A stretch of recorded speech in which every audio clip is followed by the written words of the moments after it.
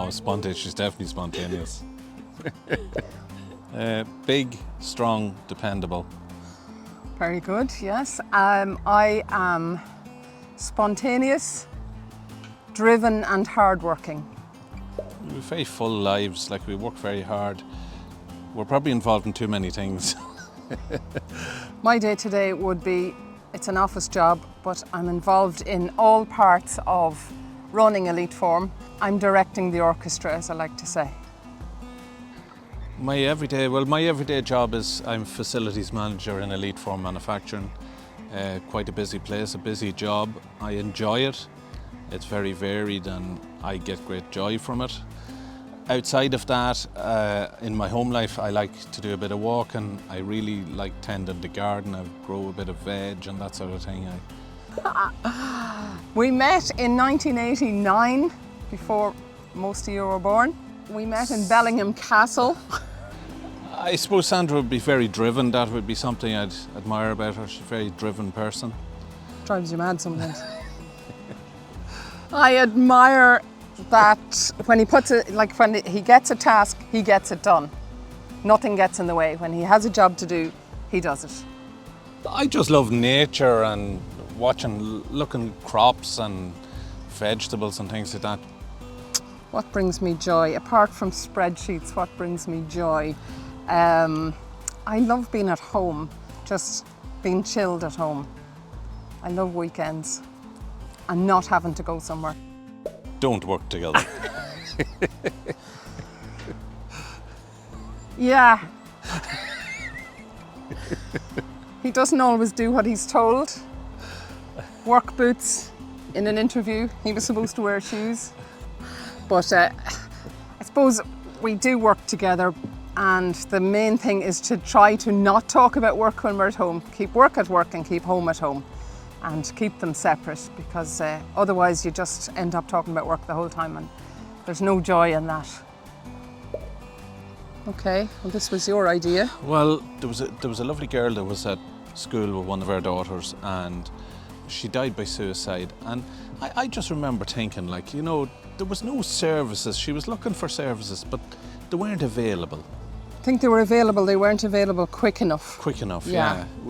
People seem to need something on the spot, you know. But then we lost, in the Castlebellingham area, we lost many more people, Patrice's two boys in particular. And like, I remember thinking, like, I thought at that time it would make national news, two people in the one family, and nobody seemed to be doing anything. And I just said, why don't we do something? And then SAFE was born. That's really... Yeah, there was literally a discussion one night at home saying, nobody's doing anything. How come nobody's doing anything? And we said, well, why don't we do something? We could fundraise to provide counselling for anybody that wants it there and then, which we did. We put the wheels in motion, and we were thinking, how do we get it out? We don't want to have a premises because that's a whole big thing. And you're talking about insurances and getting a premises and rent and putting somebody in it all the time. And we know SOSAD is already there and that's what they do, so there was no point in doing the same thing as them. They have a great service, they provide for everybody that comes to them, whereas we want to be solely for suicide awareness. And so in the middle of the night one night I woke and thought, oh, a camper van, because the camper van is mobile, it can go round and create awareness for the service, and we're not set to being anywhere at any particular time. We can bring it to different events, we can create awareness that way.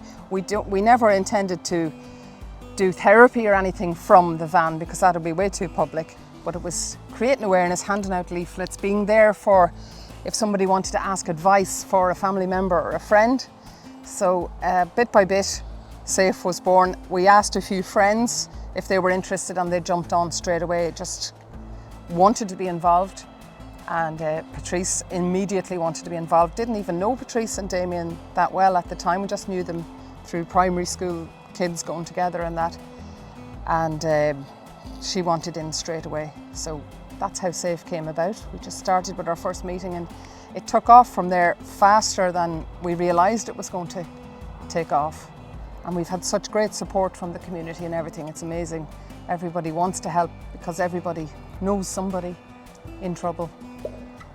Well, really in response to the local tragedies, you know, like the public services seem to be totally, you know, too slow a system. We really wanted something instant, you know, where somebody There and then. and then could engage, you know. So there are no waiting lists in SAFE. It might be a day or two, but you'll get talking to somebody immediately and it gets you out of danger. Yeah. Or it doesn't have to be the person that rings, because it's very seldom the person themselves rings. It's a family member or a friend or somebody that's concerned about somebody. And that's the lead into it, because when somebody is that low, they won't ring themselves because they think they're not worth it, and we're there for other people to reach out for them and take it from there. Okay, well, we spoke about it that night ourselves, and first person I wanted to talk to was Patrice, to say that this is what we're thinking of doing, and she could be involved if she wanted, or she didn't have to be involved, but we were going to go ahead and do it anyway. And she immediately said she wanted to be involved. So just said it to a few people. Anybody that we said it to did want to be involved. And we just had our first meeting. We organised what we were going to do to raise awareness. So we got little flyers printed, and one of the first things we did was send one out on post to everybody in the area. Stick it on your fridge, you never know when you'll need it, with the phone numbers on it and that. So that was probably the first thing we did. Yeah, well, we started fundraising then to fundraise for the camper. Yes. You know, as a base. The first thing was form a committee, and then fundraising was next. So. Yes, to get our camper.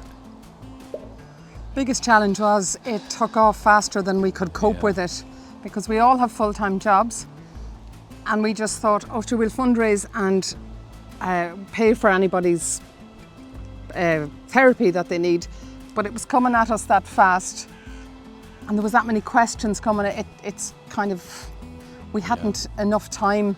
We hadn't enough resources. Resources, really, and people and everything. Yeah. And we were trying to be all things to all people. You never can be, you know, so. So we chose suicide, to hone in on suicide, to keep it insular and keep it in the local community, because you have SOSAD in Dundalk and Drogheda, you have, there's so many different charities. You've got Aware for depression and anxiety. There's lists. So we just wanted something very specific to the local area for suicide prevention and suicide awareness. We were getting calls straight away. They were just coming in so fast. There was a definite need, absolutely a definite need.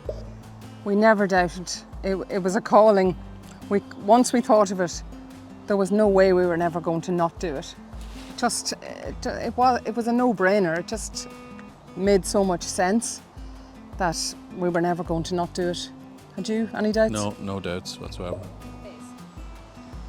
I think people would be surprised to think that I'm not always that strong, that I do have my own mental health issues. There's times I can go down, and I could be down for a week or more. People are not as strong as they pretend they are. It's the mask everybody uses and everybody puts on. So everyone has their struggles.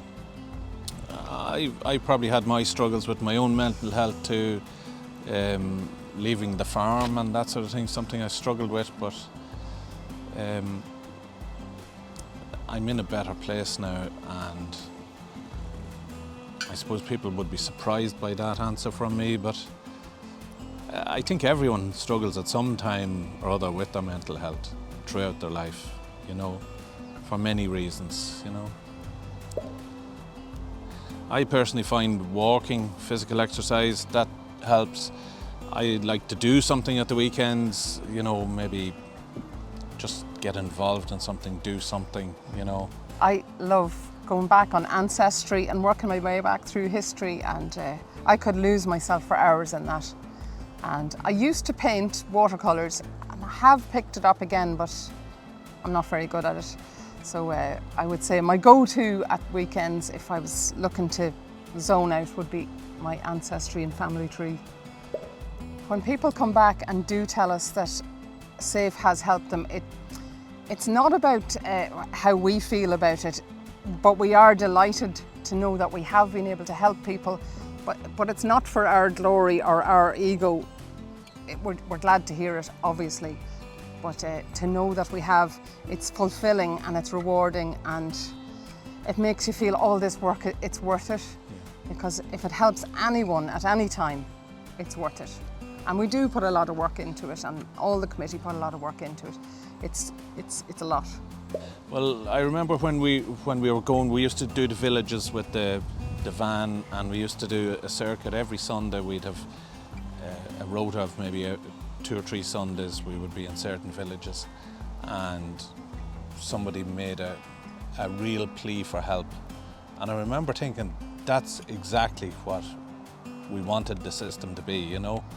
It was there for them when they wanted it. They just wanted to talk to somebody. It wasn't therapy, they just literally wanted to talk to somebody. That was nice. That was good. It was rewarding. A safe place to me means somewhere comfortable to, you know, I think anyone engages in therapy, they really need to feel safe to engage with a therapist. If they don't feel comfortable in that space, they won't get the outcome that's needed. A safe place to me is somewhere that you can be yourself. So even at home, in your own house, you're in a safe place if everything around you is safe. You're not in a toxic environment, if you're in a nice place. I'd love to see SAFE in wherever there's a football team in a parish. There should be a SAFE. If it's big enough to have a football team, there's enough population to be looked after mentally, as first aid basically for suicide.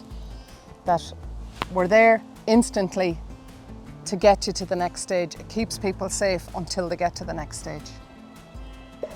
I would say look for help. Make contact, look for help. And if you don't want to look for help yourself, ask someone to do it for you, because it is so difficult for a person to actually make that call themselves. They don't want to do it. Don't make them do it. If they were having a heart attack, you'd ring 999. You wouldn't say, here's the phone, ring yourself. So and be aware of people around you, because you don't know what people are going through. And there are lots of signs, and we've been putting them out on social media, that to watch out for the starting signs, because you don't want to wait until somebody gets to the desperate stage before you can help them. So if you can get in the early stages, that's all the better. And safe look after children from the age of 11 up, which is unusual in itself, but some of our therapists are trained for children as well. So we have several services. So first line is anybody that is assist trained, which basically assist means that you're first aid trained for suicide. So we answer the phone, we assess the person. If they're suicidal, we put them on, or the person, their friend, family member, whatever, we organise therapy for them. If it's anything else, we might send them to SOSAD, or we could send them to Aware or Women's Aid, depending on what the issue is. So that's the first service we provide. The second then is actually the therapy itself. And then we have started to go outside that so that we can get people at the early stages of depression. We're starting workshops in Drogheda where men get together and just have a chat, very informal. It's not a therapy session. It's literally a chat to just say, I'm feeling a bit crap. And somebody else says, so am I. And they just have a chat, and it's a focus for the week, somewhere to go, something to look forward to. And we're also doing it for women, and to be doing something with their hands so they're not sitting around in a circle. We're doing flower arranging.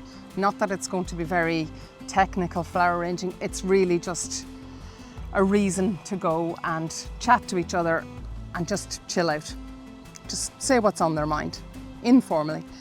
And then we have a schools program coming up. So we're going into schools, but we'll be talking age appropriate to the different children. Obviously, we're not going to talk about heavy depression to 4th class children or 5th class children. So it'll be age relevant to whatever class we'll be speaking to. So what we want to do is engage with people at the early stages of depression before it gets to the late stage. So when they get to the late stage, yes, you go straight for therapy, but there's so many things that can be done before it gets to that stage. So if we can enlighten people to the stages, or what it looks like to be in the early stage, that we might be able to prevent people getting to the later stages.